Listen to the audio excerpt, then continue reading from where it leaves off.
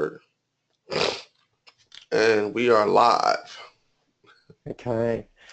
Well, hello, welcome to Digital Influence. Today I'm interviewing Sam Bell and we're talking about Facebook ads and how you can use them to attract clients and grow your business. Thanks for coming on the show, Sam. Great to talk to you today. My pleasure, man. Thanks for having me, and I'm excited to share some awesome information that people will find useful when it comes to running Facebook ads for their business. Yeah, well, I really appreciate you coming on the show.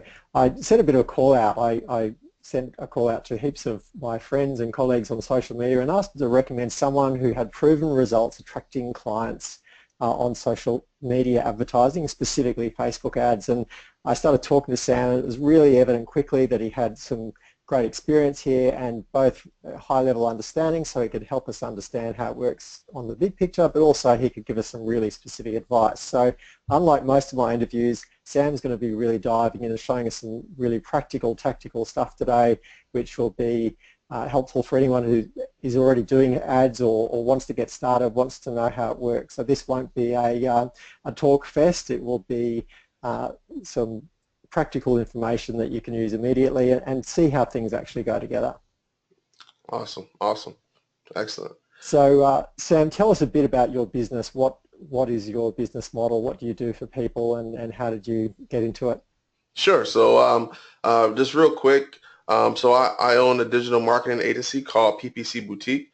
We specialize in running Facebook ads, Google Display, and YouTube ads specifically for coaches, consultants, authors, speakers, info marketers, and service providers specifically. I've been doing this for quite some time, actually. Before I started my agency, I actually was a real estate investor. I used to buy and sell a lot of real estate in the Metro Atlanta area. And around 2006, 2007, I really started leveraging social media and Web 2.0. And this is when it was really new at the time, and started leveraging it to actually market and sell my properties. From that point, I actually created a training program educating other real estate investors how they can also leverage Web 2.0 technology and social media, so that way they can actually create a brand and start marketing their businesses. And from there, I've actually managed to get into the whole real estate info marketing world, if you would, and done some joint ventures with people and built some relationships. And through that, I actually started doing some consulting for a few people. Around 2009, Google did a big ban on Google AdWords. So a lot of people who depended upon Google at that time as their main lead generator for leads, they were basically out of business. So I actually started doing some consulting work and helping people either get their accounts back active or get them back on Google where they could actually run their campaigns compliantly. And from there, my agency just kind of evolved to where we actually started doing it for people on an ongoing basis. And obviously, once Facebook opened up their ad platform, we expanded over there, and it actually has shifted over the years. When we first started, we were probably 80% Google, 20% Facebook, and now it's kind of the other way around, where it's 80% Facebook, 20% Google. But Google still has a ton of traffic. But since then, we've been very fortunate to work with other people outside of the real estate and investing vertical and other verticals, and just really see a lot of data and just kind of really determine what's working, what's not working, because things change so fast. But there are also some core marketing principles, especially when it comes to marketing online, Facebook specifically, that just work regardless of what changes they may make. Fantastic, and that definitely is a critical element, that things are changing all the time, so you've sort of got to be on the ball, but also your marketing fundamentals have to be there. It doesn't matter what you do. You can't just use the latest tricks if you don't have your marketing fundamentals right. And even in my own business, you realise years later, oh my God, of course that didn't work. I was missing the most obvious things about niching or my message. So yeah, having both those in place is critical, and that's something that you're going to help us to understand today. So looking forward to it. Tell us about how Facebook's different from from Google Ads? Because in a way they're offering different things, aren't they? With Google AdWords, mostly people are searching, they're already looking, so Exactly. it's kind of lead generation. Whereas with Facebook, it's often they're not looking at all, and it's more demand generation where suddenly they're thinking, oh, gee, maybe I should do that, which they probably weren't thinking 5 minutes before they saw your ad. How are they different, and why is one better than others in different Sure. situations? Well, that's a good question. Basically, what it will boil down to is intent. And essentially, with Google, when someone actually goes to Google, they actually type in a keyword, so they actually have a much higher intent. So therefore, they're much more qualified in terms of where they are, either in the buying process or research process. So the probability in terms of them actually converting is also much higher as well.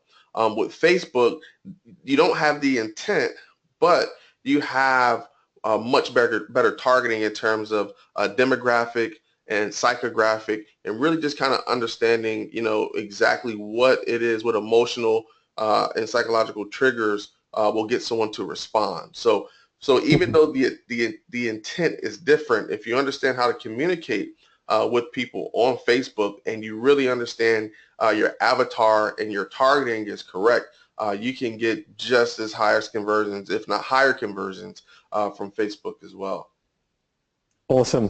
And I must say, Facebook marketing is the marketing medium that makes the whole concept of the client avatar so much more valuable than other mediums. Like, we've all seen the exercise to work out who your ideal client is. It's, 38-year-old, married man who's got 2 kids, and the dog's called Roger, and he reads this and does that. And how do you actually use that information if you don't have access to those marketing channels? Whereas with Facebook, if you know they like something, if you know they've got a dog, you can actually target those things really directly. So to me, Facebook ads are really the first time that it's almost worth filling out the avatar with complete seriousness, because you can pretty much target everything that would go into an avatar with Facebook ads. Yeah, absolutely.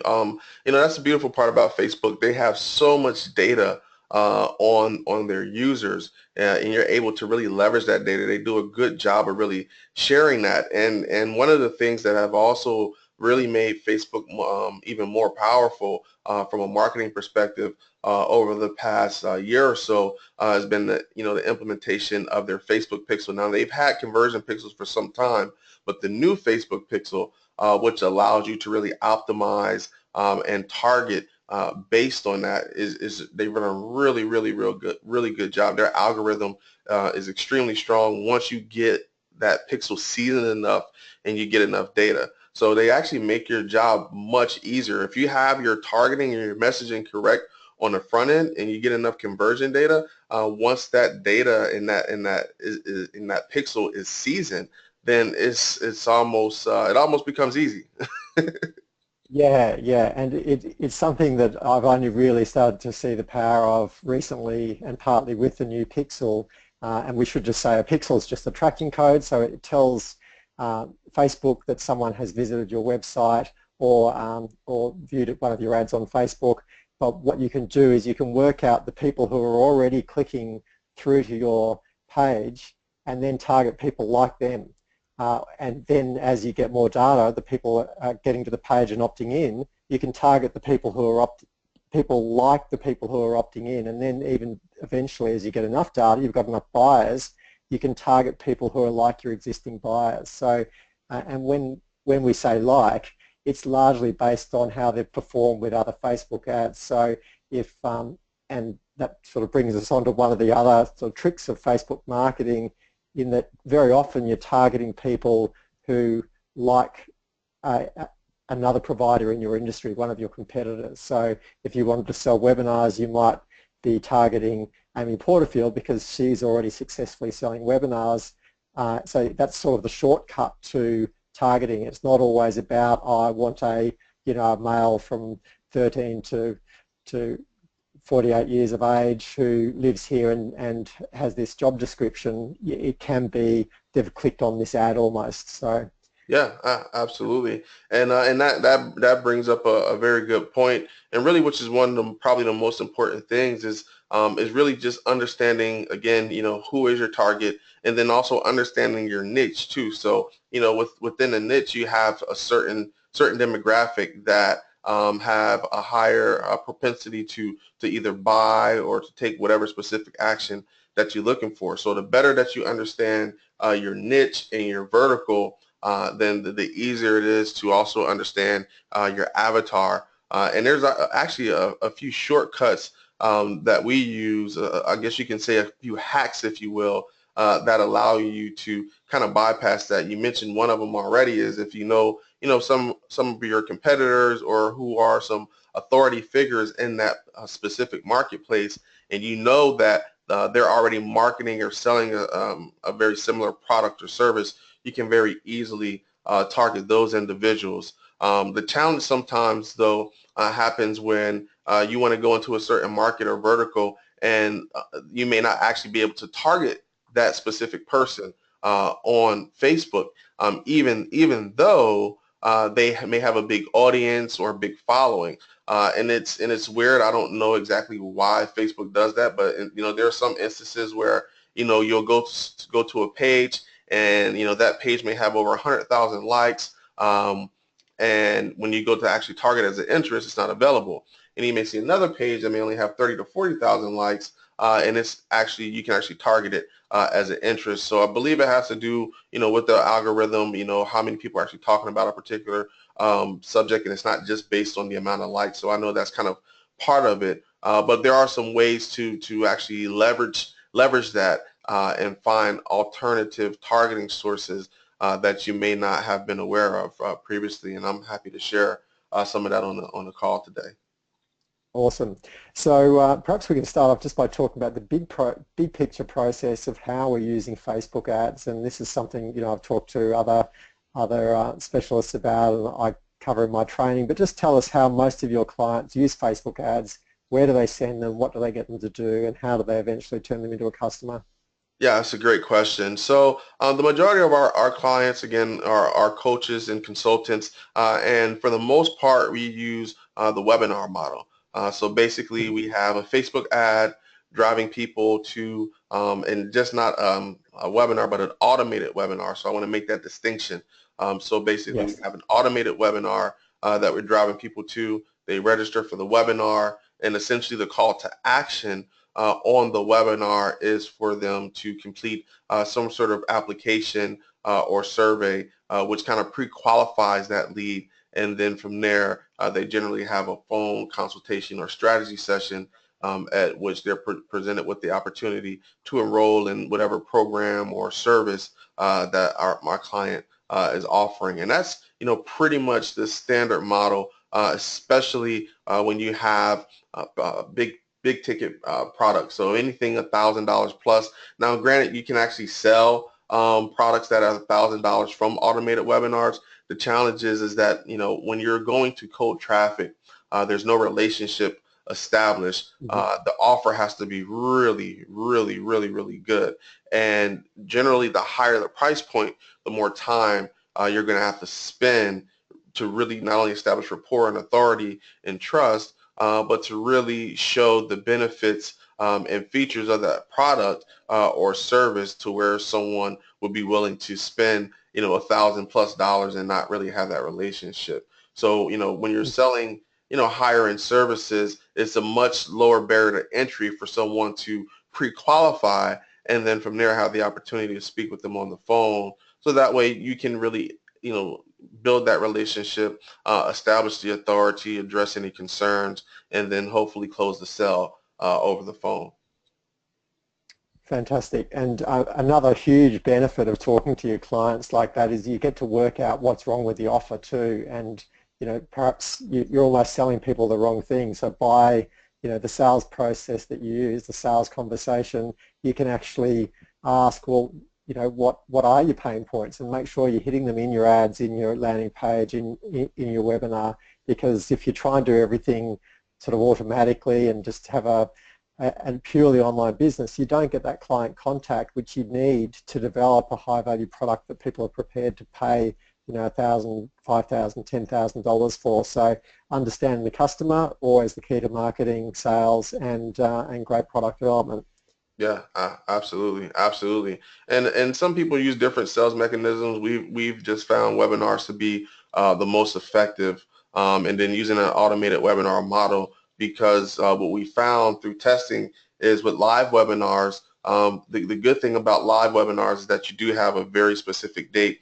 The challenge is that the more time that someone has in between the time that they register from the time that they attend, your attendance rate is going to be much lower. It's going to be decreased. So on average with live webinars, we'll see anywhere between a 25 and maybe a 40% attendance rate, 40% obviously being on the high end.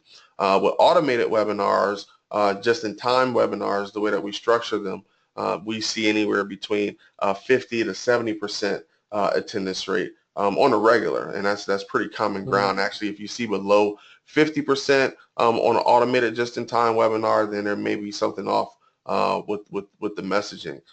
So so your attendance rates are definitely going to increase. And the beautiful part about it is that you don't actually have to be present to give that webinar live. You can actually do a really good webinar one time. Deliver the goods, prove that it performs and it converts, and then once you know that this one performs, then you can then take that and then put it into a automated evergreen format. Okay, awesome. And so, of course, the big question then becomes, well, how do we get people to this webinar? And that's really where the Facebook ads come in, isn't it? Absolutely, absolutely. The webinar and having that conversion mechanism is just one part of the equation. Then you actually have to get in front of the right audience, the target audience, in order to make sure that you are showing your offer to people who have the highest probability to actually convert into a potential sell. And that really boils down to, again, knowing your vertical and your market, and then also knowing and understanding your demographic. And like I said previously, there are a few ways that we actually use to kind of shortcut that. And if you remember when we first started the call, we talked about the power of Google and how people who are actively searching on Google have a specific intent. So, the good part with Google is that if I go to Google and I type in a keyword, I have an intent that I am looking for a particular product or service or something to that effect. And we actually leverage this to find targeted interests on Facebook. And I'll be happy to kind of walk you through that process if you're interested. Yeah, sounds great. All right, awesome. So I'll just raise the screen here. We'll have a bit more view of your Facebook Ads Manager account. Great, looks good. All right, can you see my screen? Yes. All right, excellent. So one of the things that we like to do, we actually just start to going to Google and looking for keywords, and I'll kind of walk you through the thought process here. So, for example, if I was, let's say, a fitness coach, okay, a fitness coach or expert, and I wanted to find people who were actively seeking out a fitness coach, I would actually start with Google, and I'll explain. This will make more sense as I go through it. So I will go to Cool. Google and I'll type in, fitness coach. Let's say fitness coach online. And basically what I'm looking for is I'm looking for the top sites. I'm looking for the top organic sites that are ranking. And the reason is because these are the sites that get a ton of traffic for these specific keywords that also have a very high intent. So why does that matter? Well, most sites that show up in the organic listings, if they get enough traffic, then they also generally have a pretty big organic following. And most sites that have a pretty big organic following also have a Facebook page. So what I'm really doing is I'm using certain keywords to find sites that will have the type of visitors that have high intent that also have a page that I can potentially target. Does that make sense? Mhm. Yes. Excellent. So let's see, photocracy. So this says, how to get started as an online personal trainer. Well, I don't want that. I'm actually looking for a personal trainer, right? So it gives you a private coach. So this may work. Born Fitness coaching with consultation. Just Go Fitness, free personal trainer. All right, so here's what I'm looking for. I'm looking to see, do they have a social presence? And generally, they will have some sort of link to their social media account on their site. So here we go. All right, photocracy. So I just want to see, okay, how many, all right, so they have 61,000 likes, right? So we know that anyone that is interested in photocracy are people who are actively looking for a personal trainer or fitness coach of some sort, right? Mhm. Born Fitness, personalize your fitness and diet plan now. So again, same thing here. All I'm looking for really is just the social and seeing, okay, what type of following, 35,000 likes, okay, meet your goals, right? So basically anyone that finds these sites organically are more than likely my ideal prospect. Now I'm doing this for sake of example. However, you would want to obviously read some content on the site and just kind of make sure that the information on here is what your target prospect would potentially be looking for. But this looks like it is. He doesn't have as many likes, but that's okay because even when we come across sites that do not have a big following, that's okay because you can still leverage their social presence. So here's another one, changing shape. So let's see how many likes changing shape has. So they have around 2,000.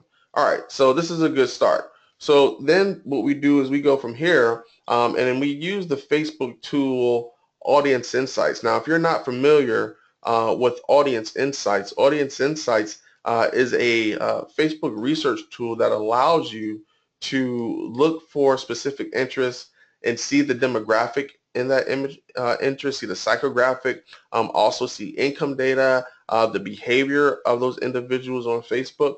So what I want to start doing is I want to start qualifying these particular pages and see if they are a potential target, right? So I'm going to start Mhm. here with Fitocracy and see if they are an interest that I can target on Facebook, and they are. So you see that came up.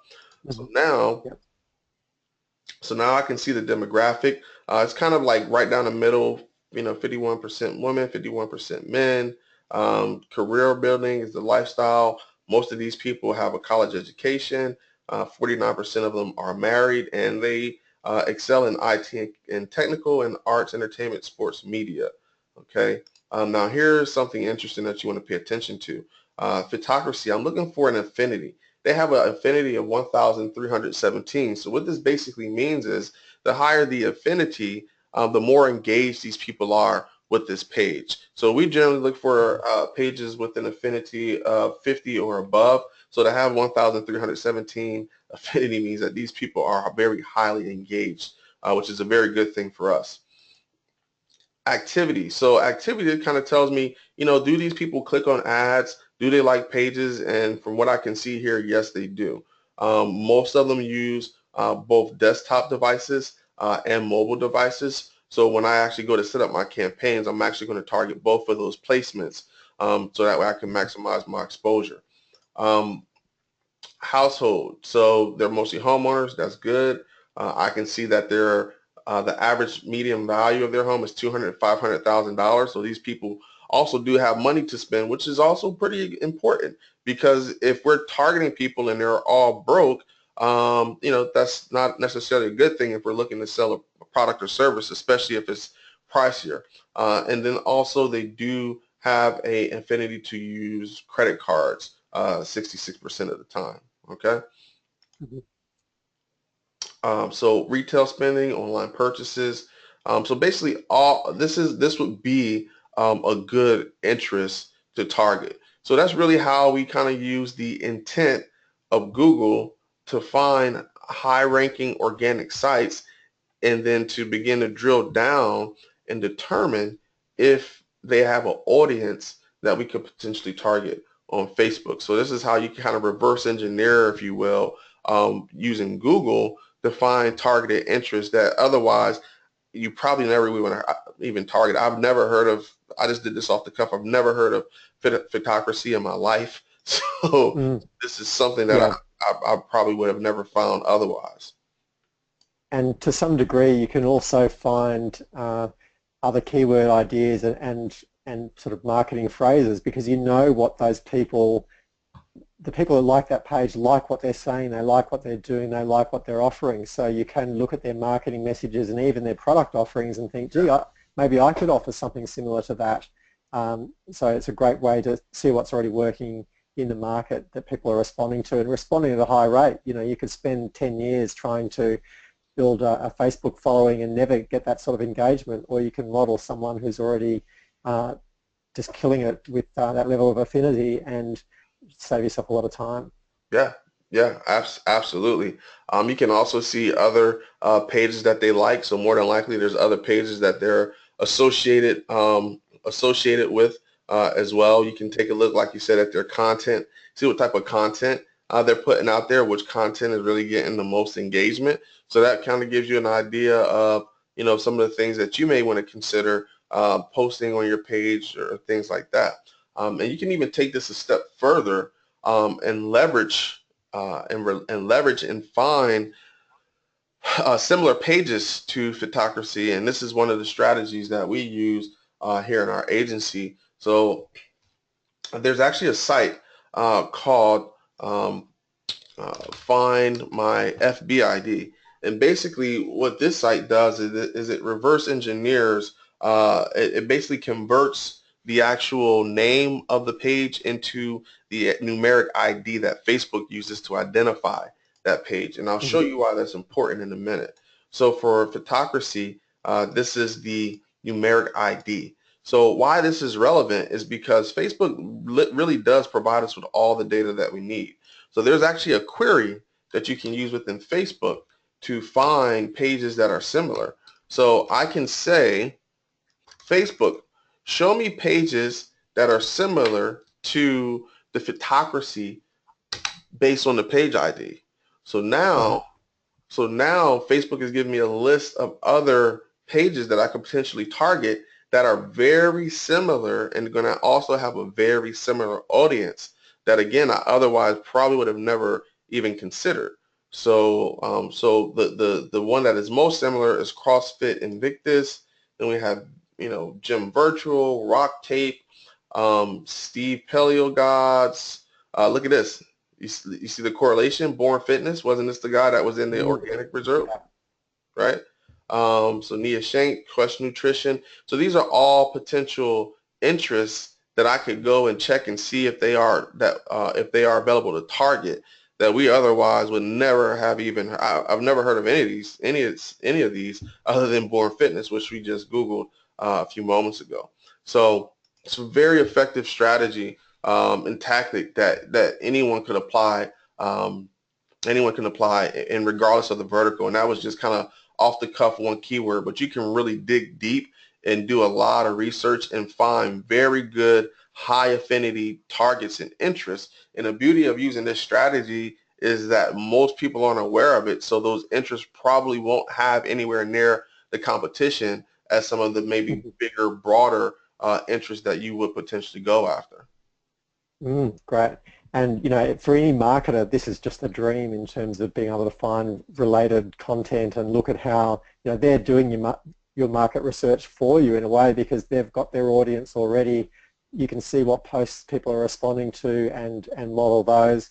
But we can do more, can't we? We can actually go and target those pages, most engaged followers with our ads and get our content right in front of them. Yep, exactly, exactly. And then through the power of the pixel, because my strategy is to get as very focused and targeted as possible on the front end, season the Hmm. pixel with those really highly hyper targeted people. And then once I get enough data, my pixel is then seasoned with the best of the best, the most engaged people. So when I tell Facebook to go out there and find and optimize for me based off this pixel, they're going to go find the most hyper targeted, most engaged people because of the targeting that we did up front. Fantastic. And so you're picking the right people at the beginning, but then you're sort of filtering or refining them, and just the cream of the cream is who you're targeting at the end. So instead of that classic story that half the money I spent on advertising is wasted, you don't know which half, and of course really it's 99% of the money is wasted.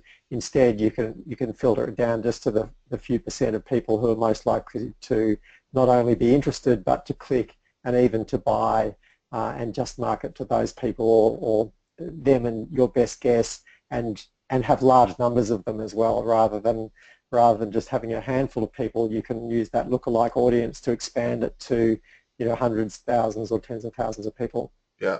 Yeah, absolutely. Absolutely. And the beautiful part is that, with as you scale out and you use those lookalike audiences, even if you scale it out to 2 million, 3 million people, once you have that pixel data, you're telling Facebook to optimize. So even though you have a pool of 3 million people, Facebook is only going to show your ads to those people that fit the criteria based on the data that's on your pixel. Anyway, Mm. and that's really how you scale out. So I mean, you can target broad interests and things like that. However, I found this strategy to be much more effective. And obviously, at the end of the day, you always want to test. So go see for yourself, test, play around with it. But you don't need big budgets to do this. You can do this, and with very small budgets to start and scale out as you see, as long as your numbers work for you.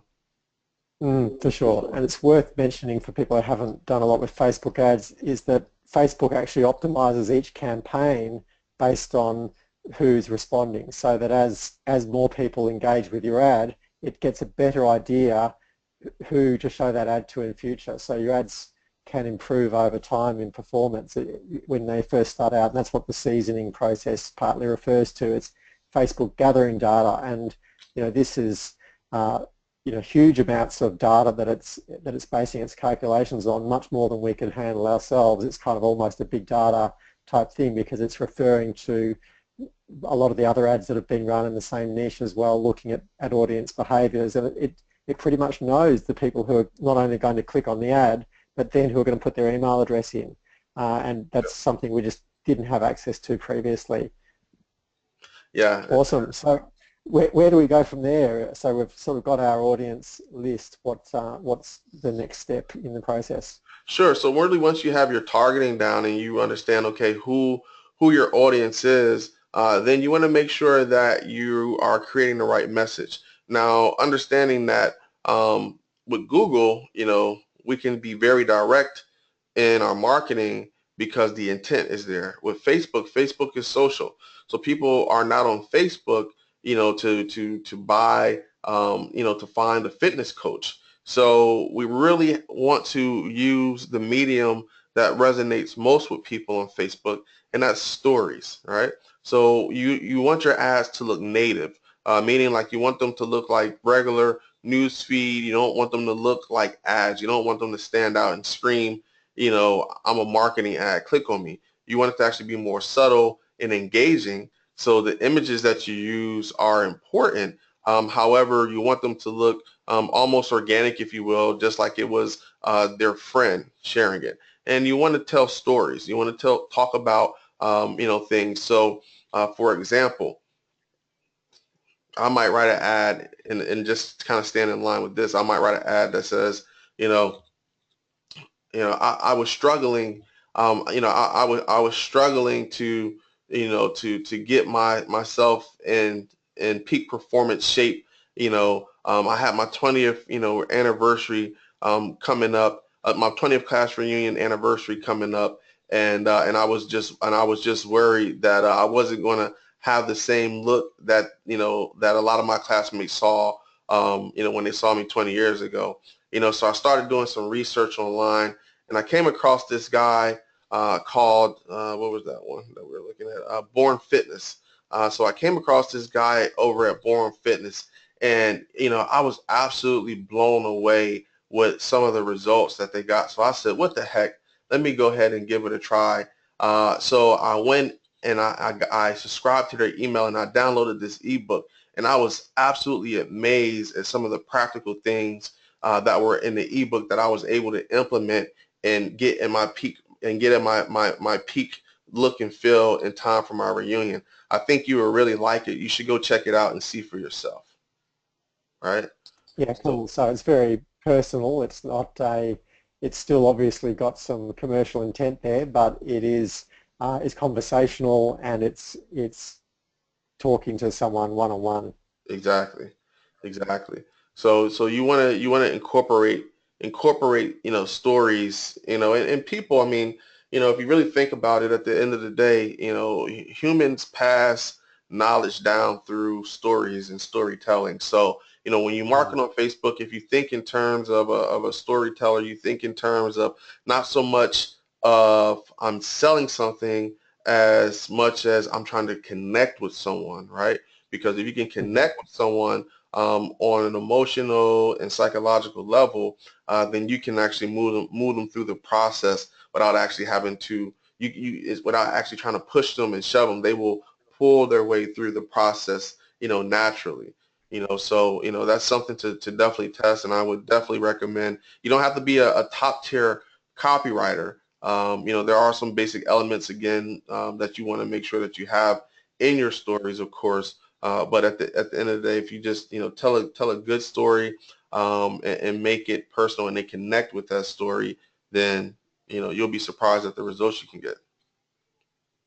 Awesome, and I love that point that you don't need to hard sell them. And in fact, particularly with high ticket stuff, if people feel like it's being pushed on them, they're not interested. It's that they have to want it. They have to think, wow, that looks great. I'm interested, and feel like it's almost a serendipitous discovery, or exactly what they've been looking for, or wow, this is something new and exciting, and I can't wait to get involved, rather than feeling like they've just been shown a product catalog or something.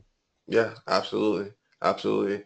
So, that again, that's just something, just to keep in mind. So once you have your targeting, you have your ad, you have good imagery, and then it's really just a matter of launching the campaigns and testing them and see, which ads people respond to. So, that's where your images really kind of come into play. So you want to use images that would be relevant, right, to that story, or that will stand out, or that Mm. would catch someone's eye.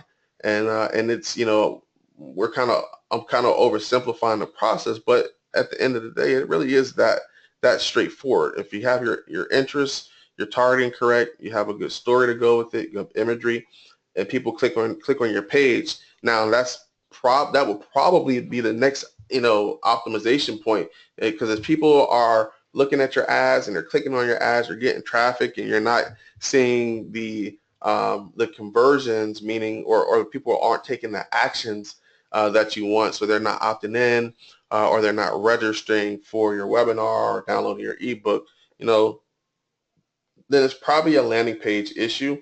And one of the things that we like to look at is the continuity of that story, right? So whatever we promised in the ad, whatever we said that they were clicking on the ad to go and do, you want to make sure that you have continuity there, and you deliver on that message, right? So the whole purpose of the ad is to get them to click on it, right? The whole purpose of the landing page is to get them to take the next step and the next step and the next step. So, so when you're looking at your sales process, your sales funnel, understand that each component serves one purpose, and it's just to get them to go to the next step in that sales process, right? So the Mm. ad sells the click, the landing page sells the opt-in or registration. Um, After they, opt in, then your lead magnet does what it's supposed to do, or the webinar in this case would sell the application, right? And then and then once they take the application, then you sell the product or service. So just kind of keep that in mind. A lot of times people make the mistake of trying to sell in the ad, right? They're trying to sell the product in the ad, or they're even trying to sell a product on a landing page, and that's really not what those conversion mechanisms are for. Excuse me, those sales mechanisms are for. Those sales mechanisms are meant exclusively to serve one purpose, and that's to pull people through the next step of the process. So kind of keep that in mind, and don't get too caught up in trying to sell before they get to the proper point where they need to be sold. So you still need to know where they're going ultimately, so you can be sending them in the right direction. But it really is just about you're just pitching for that next step. Otherwise, people, they don't want to be signing up for the application call on the ad. They've got No. no interest in that. All they're interested in is learning more about this offer, and there has to be congruency there too, doesn't it? If the ad is of a happy young person doing something outdoors, and then the landing page is really corporate, there's going to be a disconnect, and people are going to feel like, oh, hang on, this isn't what I thought I was getting in for. Yeah, yeah, you got it, man. You got it. Awesome. And so once they're, when we're talking about the pixels, effectively at each step there, they're just getting tagged, and then we're able to target them later, provided we've got enough data. So this really is a scientific process, isn't it? It's numbers driven. It's Yeah, not like there's a creative component, and you've got to get that right. You've got to get the story and the image right. But really, it's a numbers game, and it's not a shoot from the hip thing. To do it well, you might get some quick wins doing it that way, but in the end, you've got to be a bit of a slave to the data, because you can't make it up. yeah. Everything is data driven. That's the beautiful part about marketing online, is that you can measure everything. Like, you can Mm. measure every conversion point in the funnel and sales process. So it is, you have that creative element, and then you also have the mechanical element, where you are looking at numbers, stats, and data. You know, I would recommend, though, that you just really understand your numbers, because a lot of times we get caught up in vanity numbers, or how much am I paying per click, or what's my CTR, or and really those things are relevant, but the ultimate number that I'm looking at is, what is my return on investment? If I put Mm. $5 in, am I getting $10 back? If I can put $1 in and get $2 back, I don't really care what my CTR is. None of that other stuff matters. Now, granted, if I can make adjustments and improve those metrics, it will affect the bottom line overall. But my main focus is is am I profitable? So let's I'll walk you through a scenario so we can kind of reverse engineer the process to see exactly, okay, well, how will we do this? How will we determine if something, if our offer is effective? So let's say, just kind of sticking with the personal coaching thing, let's say we sell a personal coaching package for, I don't know, let's say $3,000, right? Not even 5,000, let's say $3,000 for a personal coaching package when we work with people, right? And we taking them through this whole process. And let's say I'm not really a good closer. Let's say I have to talk to 10 people and I only close, 1 out of 10. Now, I will hope Mm. that if people go through your sales process, that they would be more qualified, that you should be able to close, 1 out of 4, 1 out of 5, 1 out of 6 is kind of, industry standard across multiple verticals, but let's just say 1 out of 10, right? So, so then it really boils down to, okay, well, um, in order for me to speak with 10 people, how much is that going to cost me to speak with those 10 people, right? So, when people fill out an application and they schedule a call, you're not going to get a 100% show up rate. So let's just say you only have a 50% show up rate. And the reason I'm giving you really the worst case scenario, because that's how I like to build my campaigns. I'm like, what's just the absolute worst we can do? And if we can make the numbers work under the absolute worst case scenario, then we should be good. So let's say we got 10% close rate on the phone. We only got a 50% show rate, right? So in order for me to speak to 10 people, I have to get 20 applications, right? So if I know that Mhm. my gross sales revenue is $3,000, what am I willing to pay to get those 20 applications, right? So in this case, if it costs me, I don't know, let's say if it costs me $100 to get an application, to get one application times 20, I did it wrong. 100 uh, times 20 is $2,000. So it would cost me $2,000 to make a $3,000 sale. Now, those numbers are still profitable, right? They work. But I understand that in order for me to make this work with those metrics, I need to be at least $100 per application. So let's kind of keep walking backwards and say, okay, well, what do my numbers need to be on the front end in order for me to be at $100 per application? Well, let's say I pay uh, $10 for a webinar registrant, right? Mhm. So $10 for a webinar registrant. Um, so let's say I put 200 people on a call. So that's $2,000. All right. So 200 people. So I get 200 registrants, but I'm only going to have, if I'm using an automated webinar, let's say I have the worst case numbers, 50% show up rate on an automated webinar. So I'm actually only going to have Mhm. 100 people on. So if I only have 100 people that actually attend the webinar, then I need to close at least 20%, meaning out of that 100, I need to get at least 20% of those people to fill out an application.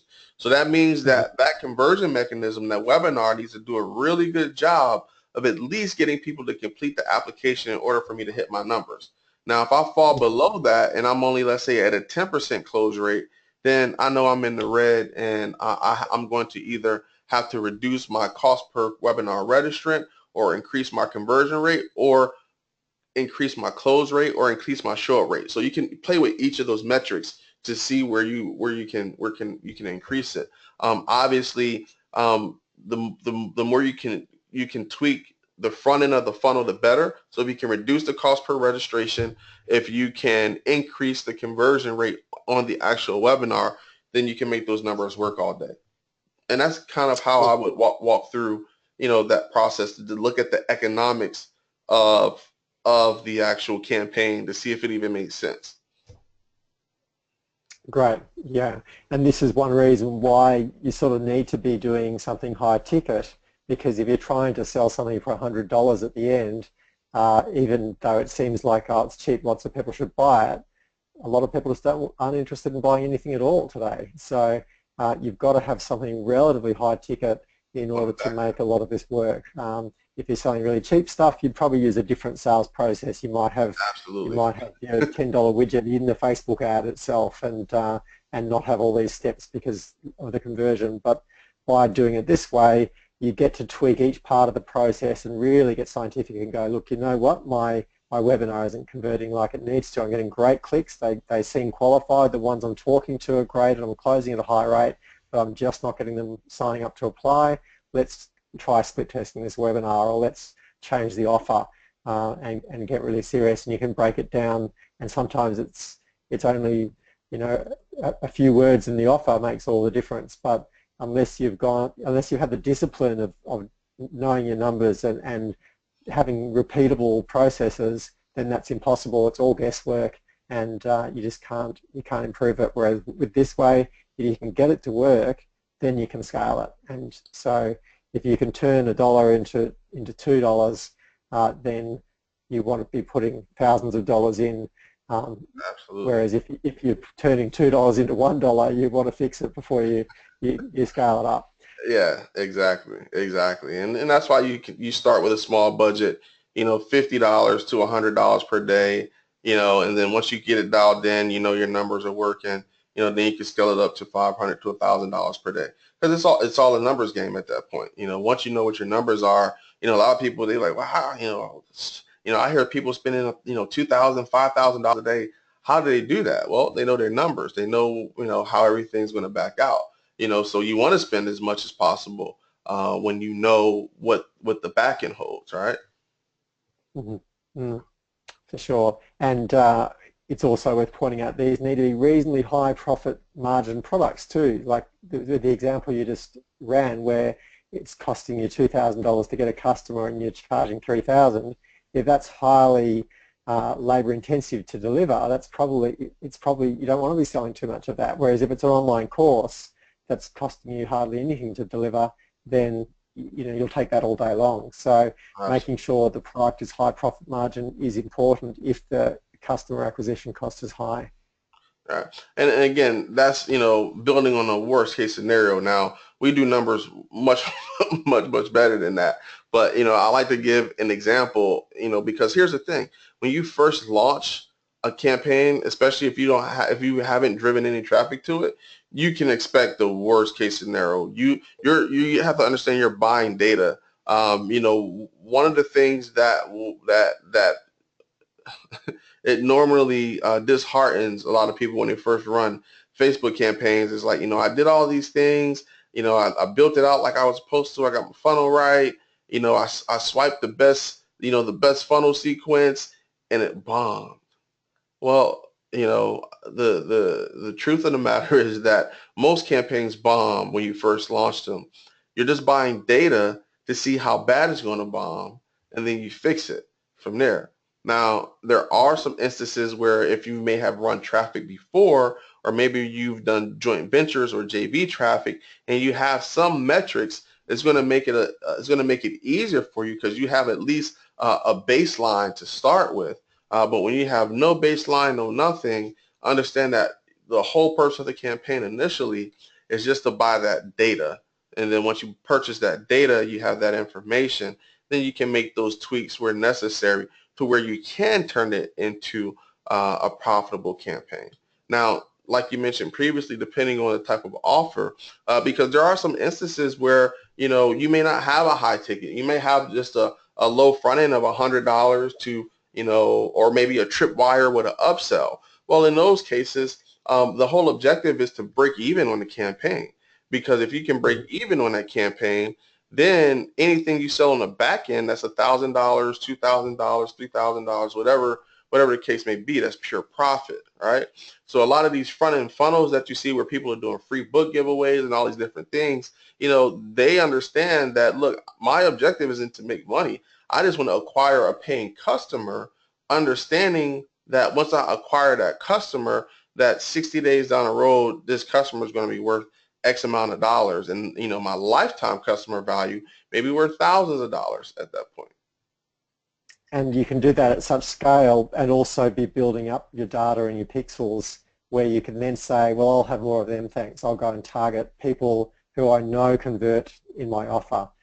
So, it really is there's this incredible feedback loop if you can get it right. So it's, and look, I'll tell people that I've spent plenty of time doing Facebook ads, and it's not as easy as it looks. Sometimes you get a win and you think, oh, look, this is going really great, and then it fizzles out. So, and the big difference I see is that sort of discipline to follow a process to really get clear about what the interests are, and work the numbers. It's not and it's a very different skill set to what entrepreneurs have generally. To be a great coach or entrepreneur or consultant, it's often there's a lot of feel to it. There's people need to take risks. They need to be creative, and that's not the game that you're playing when you're doing optimization for something like this. So it's a different skill set, but the discipline can pay off.